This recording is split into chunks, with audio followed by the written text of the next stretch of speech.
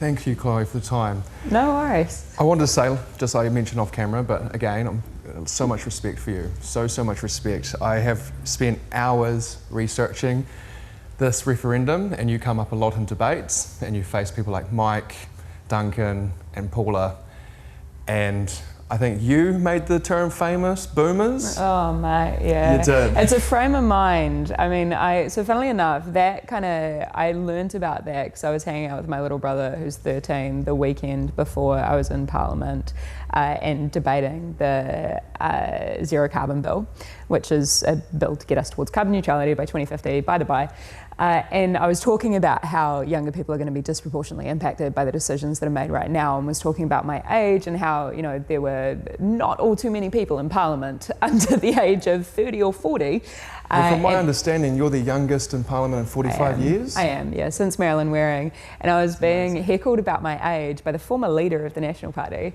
And I just responded with that, and then it kind of blew up. And then I ended up on Fox News for supposedly starting age warfare. Right, it never ends, it never ends. Yeah, well, you have taken the brunt of a lot of criticism, a lot of negative backlash from these boomers. And so on behalf of all millennials, I want to say respect and thank you. Oh, thank you. I'd also say not all boomers. Funnily enough, the interesting thing about the cannabis debate, right, is that cannabis isn't actually native to Aotearoa, New Zealand. So we have obviously developed a number of strains that are unique to this country, but actually that largely occurred in the 1960s. So the baby boomer generation is ironically largely responsible for the cannabis that people consume nowadays. That's such a good point to make. And they are the hippie generation. Well, they were all about, you know, free love and good vibes and, I don't know, the Beatles or whatever. And now there is definitely this element of conservatism. And I can understand that, you know, very broad brushstroke. In somebody's life experience, if you are, you know, pushing the boundaries and pushing for change when you're younger, which most people do, and the baby boomers definitely did. You know, they are responsible for homosexual law reform, for changes to the sex education curriculum. They rallied against nuclear energy and nuclear war, and, you know, resulted in our nuclear-free moment. They pushed the forefront on feminist issues, but then they became, some of them, kind of comfortable with the changes that had been made and didn't necessarily want to progress them further. And the coolest thing, I think, about youth as a demographic is that nobody ever has a monopoly on it. You always are going to get older, and that means that new generations are going to come through and push you forward. I'm now 26, which actually feels quite old in the scheme of all the kids who are, kids sounds disparaging, but, you know, the rangatahi 16, 17-year-olds who are pushing the boat out on things like school strike. Yeah, that's amazing. And I love that you brought that point up. The boomers used to be progressive, and then something happened along the way where they became more conservative. Well, I just hope that we don't become conservative. And there's this funny thing about millennials as well, right? Because I'm born in 94, which is tail end of the millennials. And then you've got Gen Z behind us. So my little sister's 22, my little brother's 13. And they are just of such a different generation. But it's also interesting to look at how we're caricatured by the media. So millennials were responsible for ruining everything, like the housing market and, I don't know, marriage because we couldn't afford it, and avocados and all these other things, and music. And we're basically, you know, characterized as this real nihilistic generation who's just kind of taken its lot and gone, we're quite depressed about that. Whereas Generation Z is held out as this hope for the nation, for the world, for the planet. So I think that that's an interesting change in fortune for how we tend to describe each younger generation. For sure. I would like to say that the millennials have laid the foundations for the Gen Zs to be able to do what they're doing, and people don't often appreciate that. Well, there's always going to be, you know, each generation is going to build on the last generation's work, and I hope that they continue to push us forward as well. For sure. I like that. One thing before we jump straight into the cannabis talk, I've found that you secured a public briefing into ACC that they have nearly $1 billion invested in fossil fuels. Yeah. That's mind-blowing. Yeah, it is mind-blowing. Quite frustrating when that same money could be invested into the hemp industry. It would save the planet, not destroy it. Totally. So, and it's also even more frustrating when you consider that ACC, so that's the Accident Compensation Corporation, so they are responsible for obviously supporting people when you have an accident, and they operate and investing public funds, as you were just saying, in order to have that resource when people do have those accidents and provide that medical support or otherwise. So they divested from tobacco in the early 2000s. They don't invest in things like landmines or cluster bombs or anything else which is deemed illegal in international agreements. But obviously tobacco isn't deemed illegal. They made an ethical decision on that basis. And I got them in front of the select committee to try and work through why they were continuing to invest such massive amounts of money. $1 billion is not small in fossil fuels when it's literally perpetuating climate changing emissions.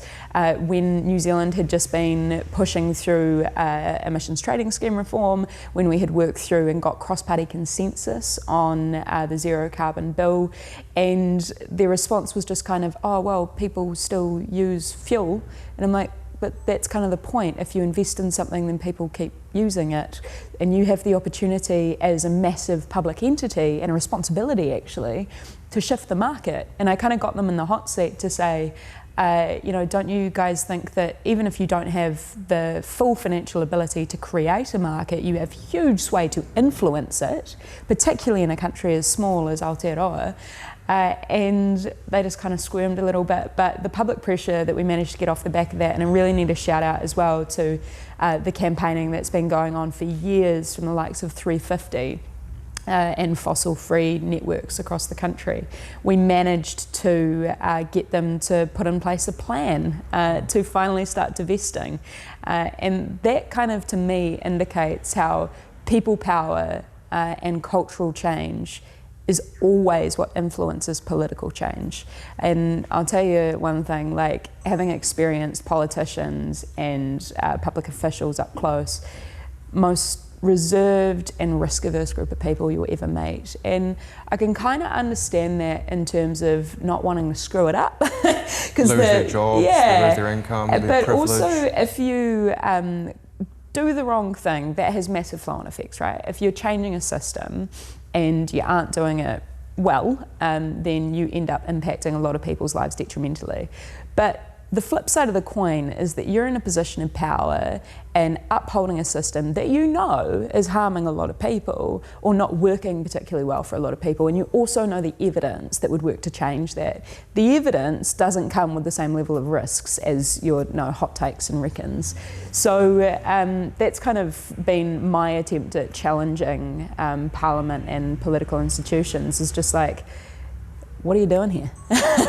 Why? That's, like I said before, respect. That's thanks, mate. Amazing to be able to be that person to step forward and do that and be that voice for the millennials. And I aspire to be a similar voice like you. You are. And I think the cool thing about inspiration, right? Like I genuinely, I'm just a random person who was in the right place at the right time saying the right things, and fell down a rabbit hole and had a whole bunch of great mates and a community around me that supported me into this position. I don't want to be here forever. I think there's a massive problem when politicians stick around for a real long time, because then it becomes about them, not about the kaupapa or the values or the principle or the change. So I think the important thing to recognise about inspiration is that it shouldn't be a recipe for seeing somebody as super special. It's actually just a mirror that shows you something that you like and value about yourself. And that should be enough to recognise that you as well are part of that change, if you know what I mean. Yeah, that's a cool way to look at it. All right, let's dive into the reason we're here, talking about cannabis. So I asked you what you knew about me, and the only thing you knew was from Invercargill. Yeah.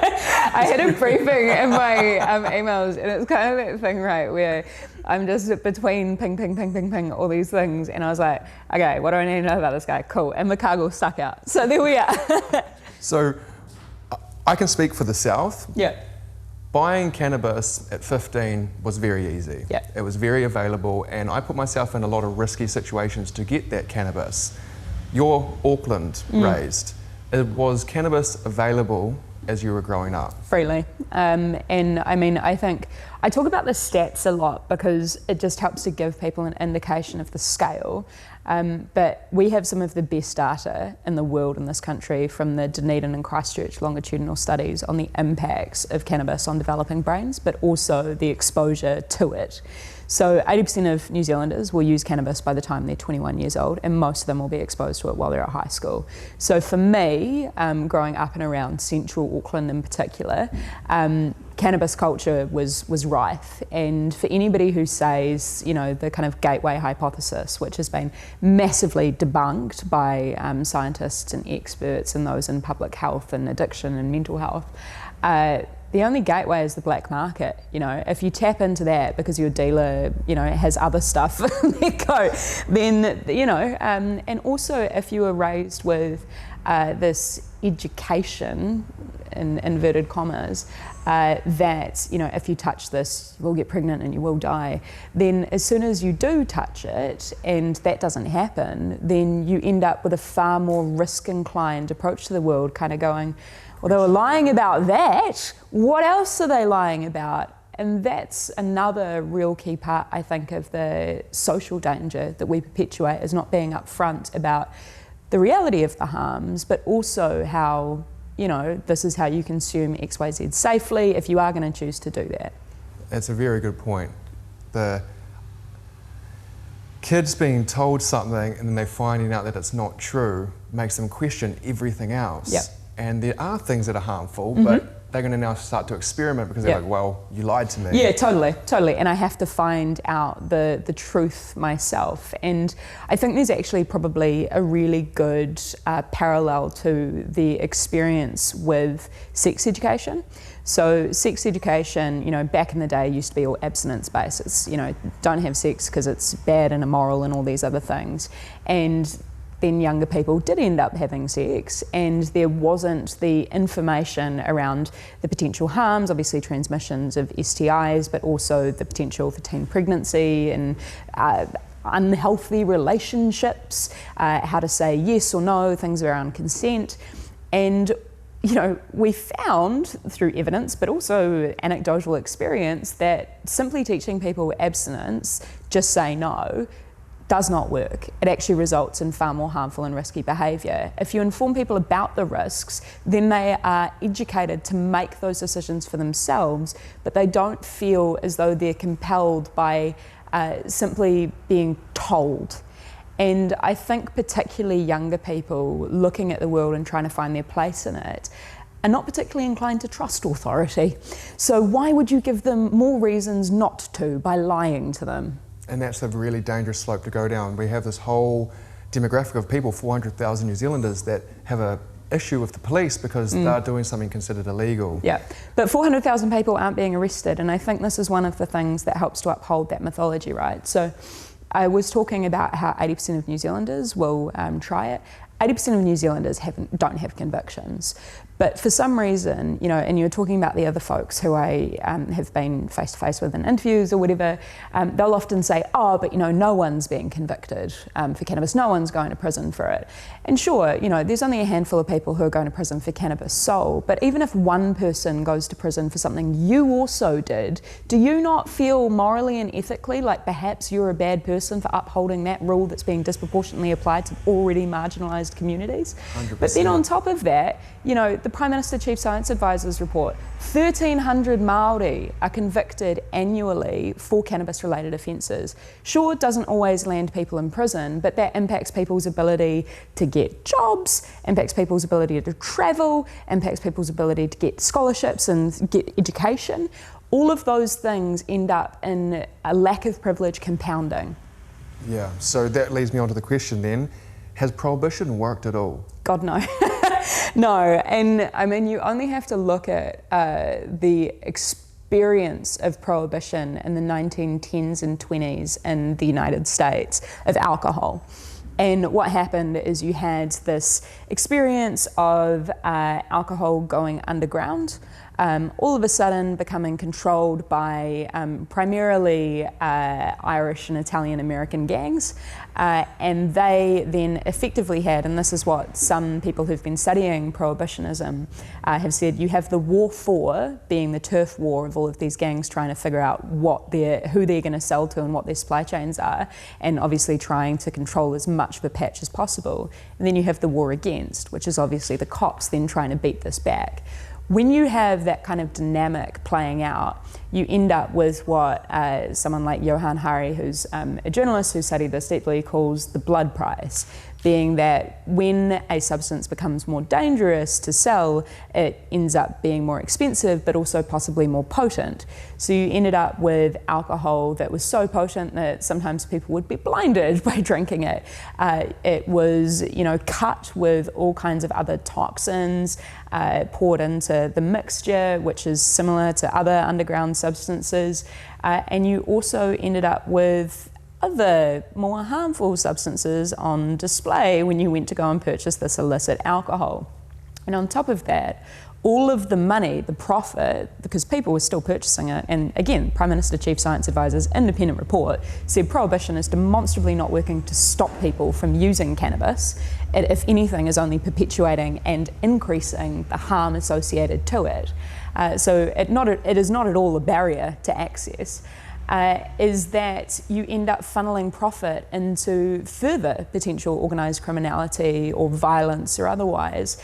But also that is a massive loss to the ability to invest in schools, to invest in mental health and addiction services, to invest in, God forbid, some social housing to improve people's lives. Exactly, and a point I like to bring up is 95% of those that get caught using cannabis return to using cannabis. Totally. It doesn't work. No. And so we're spending $305 million every year on the intervention, which is 87% of the total drug reform budget. Yep.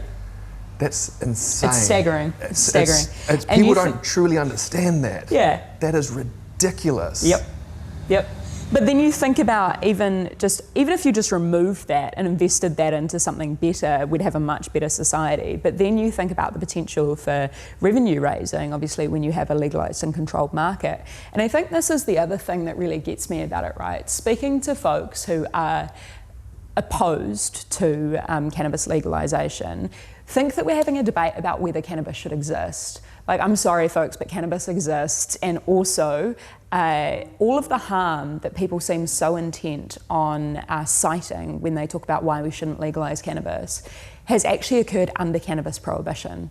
So ironically, they are using examples of what's happened under cannabis prohibition to argue to maintain cannabis prohibition. How illogical is that? The way that my old man says it is, and he applies this to kind of everything, doing the same thing over and over again and expecting a different result is the definition of stupidity. But we are so ingrained in this way of thinking because of 40 plus years of very avid war on drugs rhetoric. Like, to blow up an example of how cooked this is, in 1998, all of the member states and the UN Vienna Commission on Narcotic Drugs came together and they were like, all right, we're going to ratchet up penalties, we're going to put more people in prison, and we're going to stamp out drugs. We're going to eradicate drugs from planet Earth by 2008. That was 12 years ago, and under their attempts to increase prohibition, go harder on the banning, drugs have only been proliferated more, they're more widely available, there's more harm.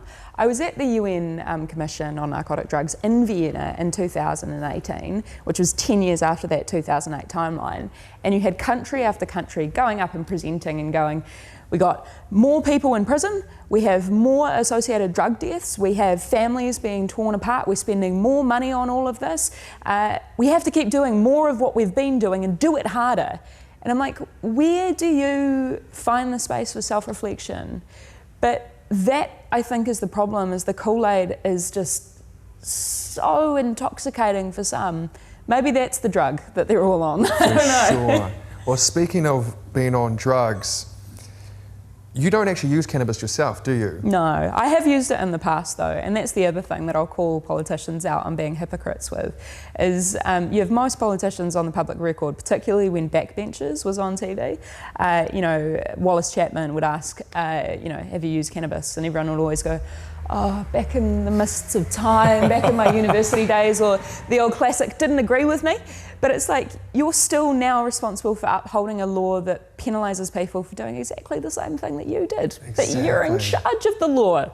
It's a hypocrisy at its ultimate level. Well, can you explain to people, if you don't use cannabis yourself, why you support legalisation? Because I support public health and safety.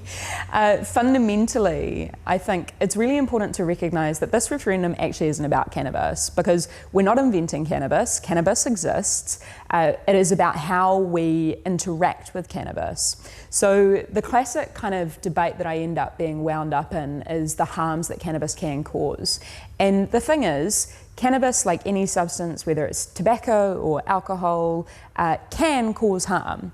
The way that you minimise or aggravate, increase that harm, is responses to that cannabis. So cannabis is one thing, our responses to it is something else entirely. Our responses to it right now push people who are using and people who have problems further and further underground. We have a status quo of chaos, where unknown people in unknown places are consuming unknown substances of unknown quality to unknown effect. And people keep talking to me about like how we're supposedly going to open this free-for-all with cannabis legalisation and control. Sorry mate, we have a free-for-all right now. The reason I'm a very strong advocate for cannabis legalisation and control is to the inverse of the people who say, I've seen the harm that cannabis can cause. So have I. You know, I have been really open about the fact that I had a flatmate who came from the regions, came to Auckland to study, smoked a lot of weed because he was quite depressed, ended up self-medicating and further isolating himself. And that's one of the key reasons that prohibition doesn't work, is it continues to isolate and push people further and further away. They don't feel as though they can reach out for help because they're also conscious of being labelled as a criminal or suffering criminal consequences. Then, as a result of having to interact with the black market, ended up one day being offered synthetics because cannabis wasn't there. Things started escalating, and obviously because synthetics, I hate to call it synthetic cannabis because it's not, it's plant matter sprayed with synthetics, but obviously can be rolled or seen to be used in similar ways.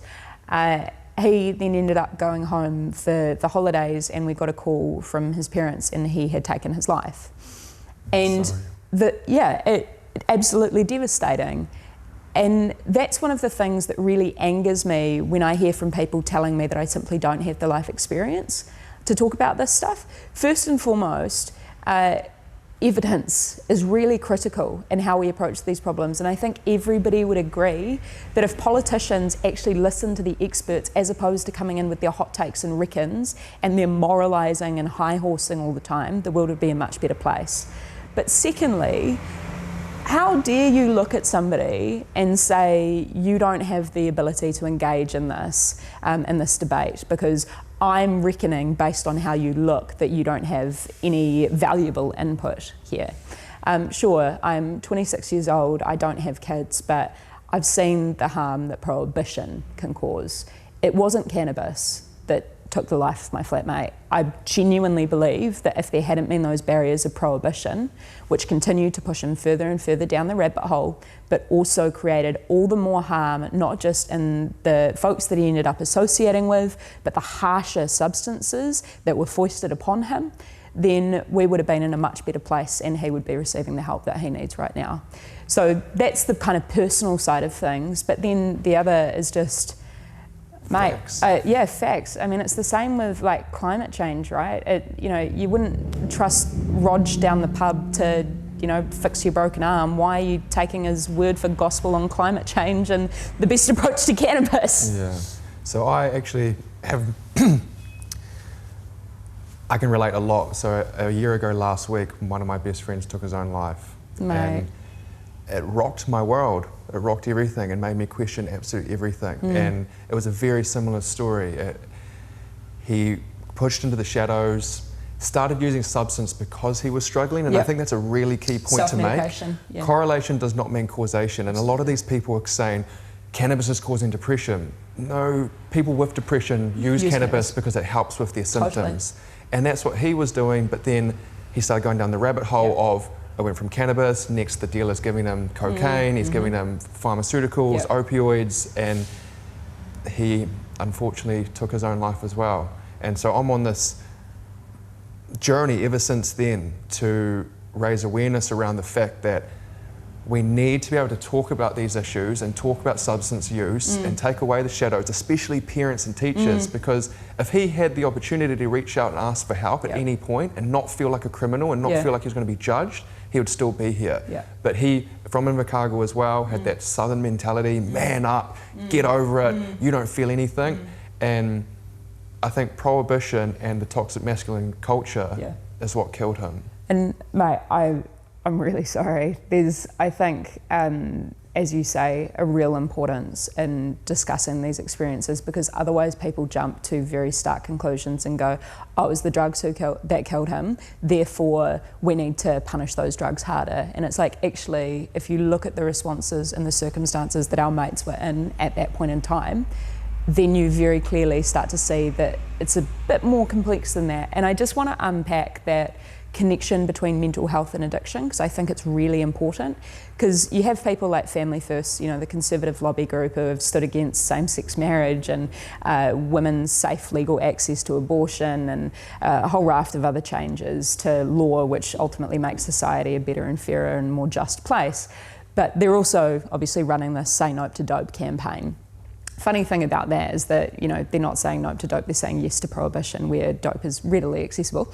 But their favourite thing is to say, how can we talk about mental health and legalising cannabis in the same vein? Well, we have to, because right now all of the mental health issues that are associated to people self-medicating with cannabis are happening under prohibition. But you look at the Mental Health and Addiction Inquiry, He Aotearoa, released by our government and instigated in the first 100 days when we formed at the end of 2017. It was released in 2019. In a nutshell, it, you know, brought together all of these experiences of New Zealanders around the country with access to the mental health system, but also the pipeline to why these problems begin to surface. Basically what it found, also integrating all of the kind of expertise and research, particularly locally, is that you can have a biological predisposition towards manifestation of mental ill health. You can have it, you know, obviously passed down by your parents, you know, in genetics or otherwise, but your circumstances can turn that on or off. They can aggravate or mitigate it. And the two key driving factors of the manifestation of mental ill health and addiction or dependency or otherwise are isolation and trauma.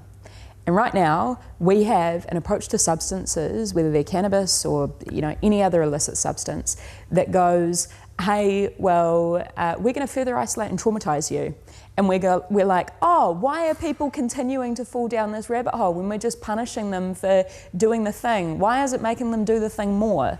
It drives me crazy. I've had people say, like online, reply to me, why do people have such shit lives that they need to use cannabis? I'm like, because life's hard for a lot of people. Sit in your privileged position, like, how dare you struggle? Totally. I mean, this is the thing, right? If people really genuinely want to solve mental health and addiction issues, create a fair and just society, give everybody opportunities, but for some reason when we talk about how we eradicate poverty and we're like, oh, perhaps we should tax the top 6% of the population slightly more in order to make sure no one's homeless or that everybody has enough income to survive, that is radical.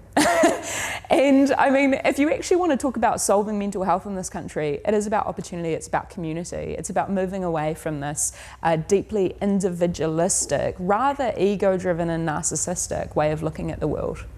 Yes, I totally agree. Oh, we're so on the same wavelength. I'm going to dive into what is the difference between decriminalisation and legalisation? Really good question, because when you look at a lot of the debates, a lot of particularly conservative politicians have now shifted from going on and on about prohibition. I think because we've shifted the Overton window of what's politically possible and exposed their hypocrisy, that they no longer can argue for criminalisation. So they've started to say, what about decriminalisation? So decriminalisation is simply about removing criminal penalties for people who use a substance. It doesn't deal with the issue of supply. And this is important when you think about the actual practical experience of that if we applied it to Aotearoa. So you, as somebody who used cannabis, would still have to go to a tinny house to get cannabis. You'd still have no clue of the potency of the substance, the quality of it. There's obviously no consumer guarantees, and drug dealers are not checking ID. So you still have all of those same problems when it comes to the supply side of things. When you legalise a substance, you aren't inventing the substance, you are putting controls around a market that already exists. So legalisation is about saying, hey, we're going to put limits of age, we're going to require duties of care on the people who are supplying this so that they have to meet licensed standards around education so that they aren't just dishing out any cannabis of any potency, of any quality. Funnily enough, in the first week of cannabis legalisation in Canada, there was a massive product withdrawal from the market because it was found that there was mould on one of the products that was out there. That's something which can't happen under cannabis prohibition, but something like mould on a product, which sounds super banal, actually has massive health impacts in terms of consuming that mould, whether you're heating up the product or otherwise, is detrimental. So you're talking about all of those other kind of flow-on effects from being unable to have those consumer guarantees and protections and the education. Then you've also got the opportunity to intervene in potentially problematic usage. Best kind of parallel for this is how bartenders are not allowed to serve people who are obviously under the age of 18, but also who are heavily intoxicated or causing problems. You have the same kind of thing when you place a duty of care on a legal supplier of cannabis. So it's basically just about creating a system that puts in place controls for public health measure on the supply side, but we also then get a better understanding of who is actually using cannabis in this country and where we need to invest money to help people if they're experiencing problems.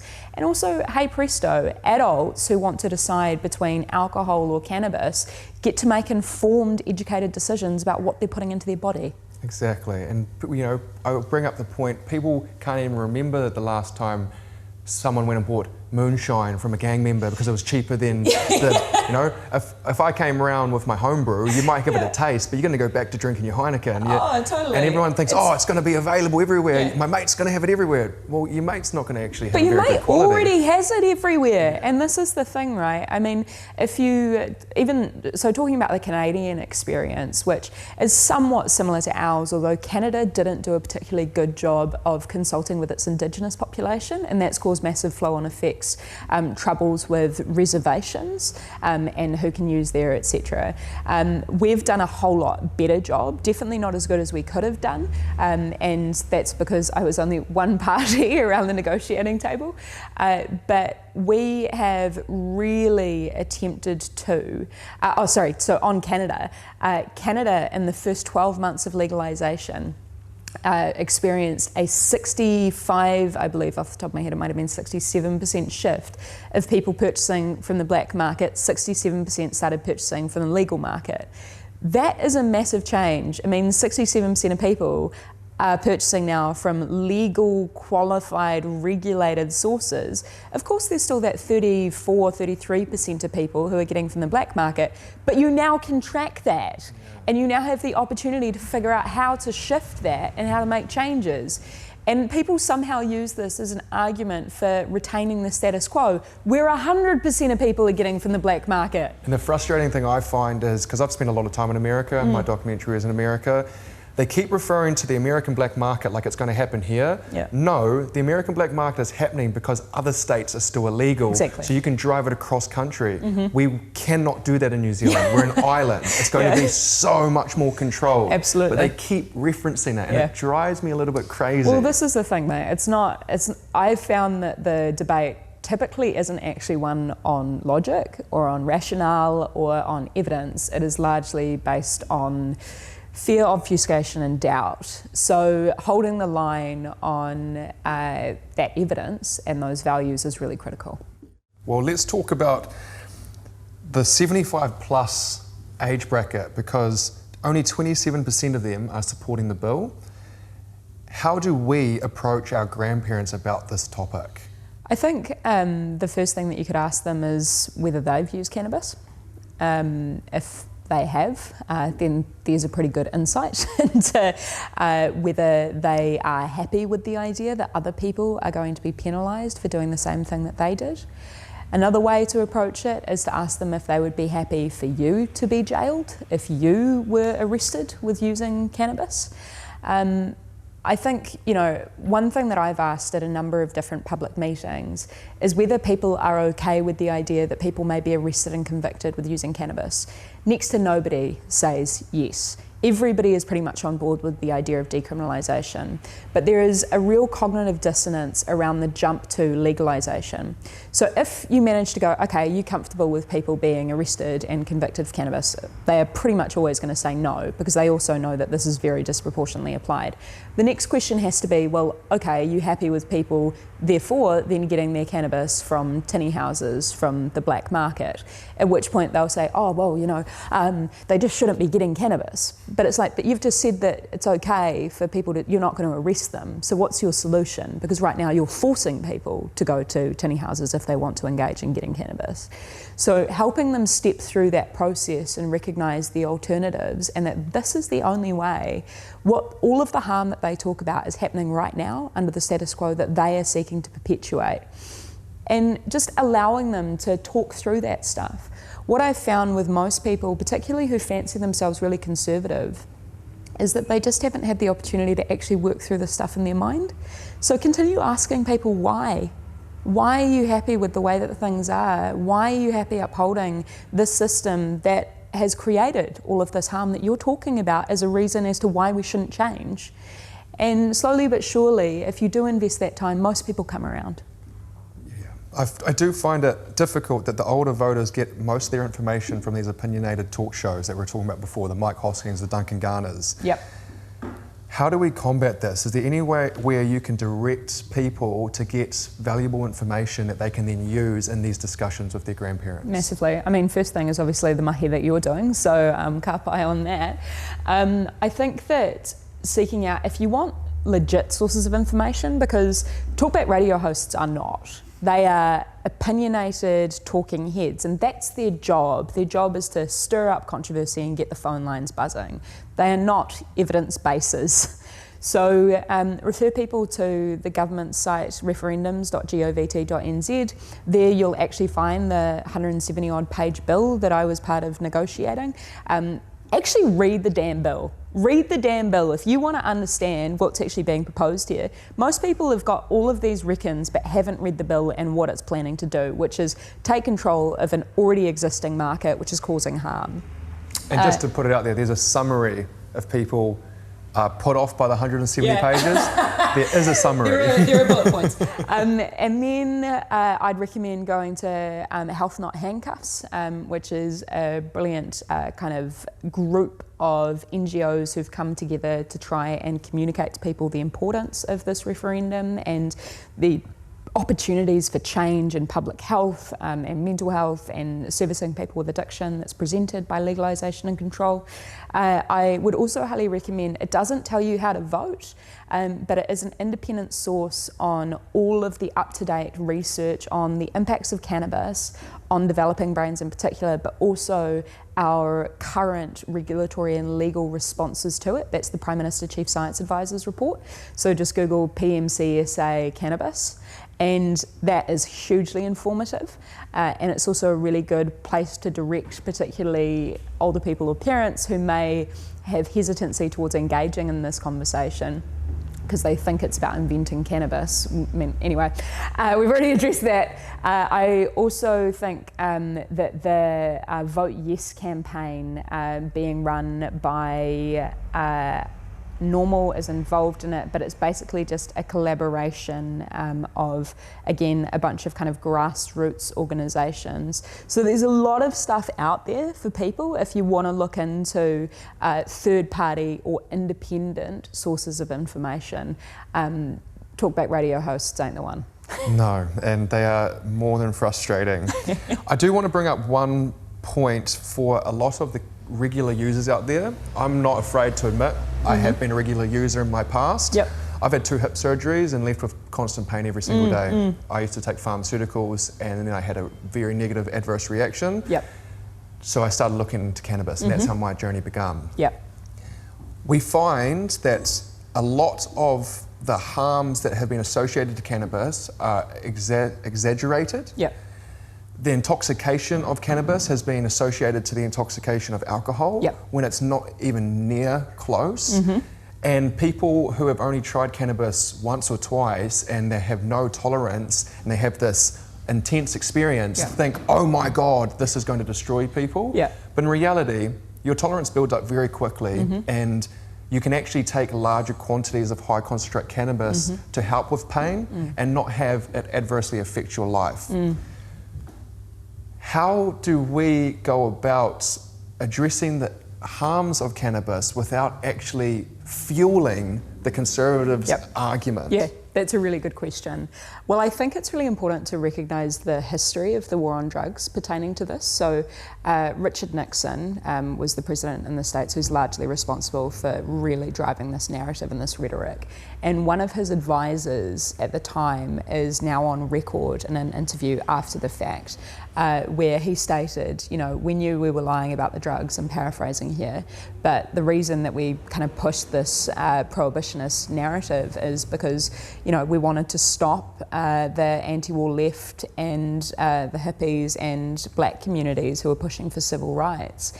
And if we criminalise the drugs, we could criminalise those communities, we could break up their meetings, we could arrest their leaders.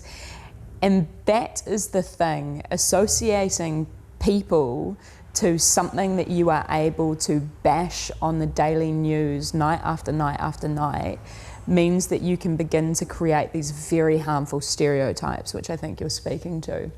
So, I mean, we also know, based on World Health Organization data, that alcohol is the most harmful substance, legal or illegal, and that's the harm to individuals, but also socially. But one of the many reasons that alcohol is legal and cannabis isn't is actually largely as a result of racism. The reason that cannabis ended up becoming illegal is because of its association to Mexican migration across the borders into the United States. And the kind of, again, the attempts of kind of nationalism and just very paternalistic views towards what people should or shouldn't be consuming. And also, I think, as you speak to, that first experience that people have with cannabis is not something that is culturally talked about. Whereas alcohol, everybody has that experience and everybody talks about that experience. But I think perhaps the illegality of cannabis has meant that people don't talk about the trippiness, for lack of a better term, around that first experience, which in turn makes you think that you are having a very out the gate first time experience when you use it. And then people start to freak themselves out, they start it's such a new experience, they haven't learned about it, they don't know how much to have. And that's the education problem, right? So with alcohol, you have standardization of how much you can drink at any given time. You know, you go to a bar and you are given a pint or, you know, a XYZ amount in a wine glass. And all of those things are standardized, the potency is controlled, it's labeled, people are educated about it. You could have that same experience with cannabis were it legalized and controlled. So I just think that, you know, there's this real problematic narrative at the moment around the idea of normalization and people saying, oh, we don't want to normalize cannabis. And it's like, well, firstly, it's already normalized. You know, the majority of New Zealanders will use it, and also between 350 to 500,000 New Zealanders are using weekly. And the best thing that we can possibly do is take that out of the shadows and start addressing it like adults. God forbid we have an actual conversation about something that is happening with hundreds of thousands of New Zealanders. Yeah, exactly. Such a good point. We're running out of time, so I'm going to just bring up one more point on my end, and then give you the time to finish up. I said I have used cannabis for pain. I've also actually studied at Otago University and been a part of the scarfy culture, the drinking culture. Yep. So I've seen the direct comparison between the stoner culture and the drinking culture. I have seen people in the fetal position covered in their own vomit on street corners because of alcohol. Students, kids, destroying their lives, getting the most unbelievable harms. I'm yet, out of all my experience, to find this with cannabis. I've traveled around the world, I've researched this, I've lived it. It's not even comparable, it's not even close to comparable. How can we remove that comparison that people keep making between cannabis and alcohol? I think that it is going to take quite a long time, unfortunately, and it's probably a generational shift. And it's just constantly being conscious of the mythology and the really damaging war on drugs story that we were born and raised with. So, you know, cannabis is associated by itself, not talking about the environments that people are in, but you cannot overdose on cannabis. There are no deaths associated to people solely consuming cannabis. You can say that people have been in situations where they have decided to, as a result of a lack of education or being egged on or otherwise done silly things while they are on cannabis. But that's, you know, again, comparable. People do silly things. They've never died from overdose. Whereas and then alcohol kills 100,000 people a year from exactly, overdose. but it also fuels violence and aggression. And we don't have those same, not just cultural, but also behavioural things associated to cannabis. So again, I think that having these discussions and bringing them out into the light enables us to address some of these very damaging stereotypes which just don't reach reality. Sure, they're very draconian. Yeah. When was the last time you heard of someone smoking so much weed they went and beat their wife? It doesn't happen. I mean, this is where you get things like the Reefer Madness, kind of cartoons and films from the 1960s, and we laugh at all that stuff now, but it still informs so much of our approaches and understanding of these things. And people who were our age back then still believe these things, and a point I bring up is that the endocannabinoid system wasn't discovered until 1988. So anyone over 50 that studied medicine at university, it never learnt this. It wasn't even in their textbooks. Oh, but I mean, if you want to talk about, you know, particularly medicinal cannabis and the approaches of certain doctors or otherwise, is we don't have the evidence base on cannabis in the way that we do on a whole raft of other substances and pharmaceuticals because of the war on drugs. We said this is bad, even though it's a natural plant, which, you know, doesn't obviously reach the same kind of pharmaceutical standards as something that is produced in a lab where you can whittle it down to these very exact chemicals and start to just test tube away at it. Cannabis is a natural product. And you know, we have decided to demonize this plant, which comes in many different forms, whether you're talking about hemp and its ability to produce materials, whether that's building or clothing or and food products, or you're talking about it as a medicine, or you're talking about it as a recreational substance. All of the evidence on that, along with the criminalisation of people who use it, has been pushed into the shadows and unable to take place because we've decided to perpetuate this mythology. And the danger with that is that we're now light years behind where we should be in terms of application medicinally. Yeah, exactly. I totally agree. Well, with our last final moments, what's your final message you would like to say to the people of New Zealand leading up to the vote? The most important thing is for people to recognise how powerful their vote is here. We've spent some time talking about the differences in demographic and their views on this and whether they'll vote yes or no. Firstly, really important for people to know, this is not a vote on whether you endorse or support cannabis. This is a vote on whether you want a sensible mechanism of regulations and laws around cannabis that enables adults to make sensible decisions and stops kids using early and excessively. It is going to come down to turnout, basically. We know that polling has shown this is on a knife's edge. We need everybody enrolled and voting. Younger people are far more likely to vote yes, but we had stats from the Electoral Commission just earlier this week that 500,000 New Zealanders, 500,000 are currently not enrolled to vote, who are eligible. Half of them are under the age of 30. Around 329,000 of them are between the ages of 18 and 34. That is a massive voting bloc, which would change. If all of those people decided to vote, we will have legal cannabis. Wow. But if they don't, we won't. Exactly. So enroll your mates, vote. I love that. Thank you so much. No worries. Just to clarify on that point to people, 50,000 people was 1% of the vote. Right now the polls are at 50-50. Social media has the power to influence these people to enroll to vote.